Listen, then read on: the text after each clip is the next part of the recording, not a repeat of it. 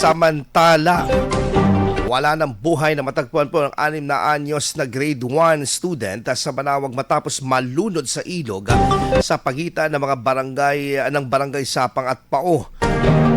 Ayon po sa Municipal Disaster Risk Reduction Management Council ng Manaoag, nadiskubre ang katawan ng biktima hapon ng Oktubre 25. Sa salaysay ng kaibigan kasama ng biktima, tumalon daw ito sa ilog upang maligo, ngunit nahirapan na itong lumangoy. Sinubukan naman ng mga itong humingi ng tulong mula sa barangay, ngunit pagbalik ay hindi na nila makita ang katawan ng nasabing biktima. Katuwang ang mga ahensya ng bayan, na-recover ang katawan ng biktima na kinilalang residente ng barangay Pugaro. Samantala, tinatayang higit kumulang na 14 na kaso na ng pagkamatay mula sa pagkalunod ang naitala ng Pangasinan nitong taon. IFM News. IFM News. IFM News.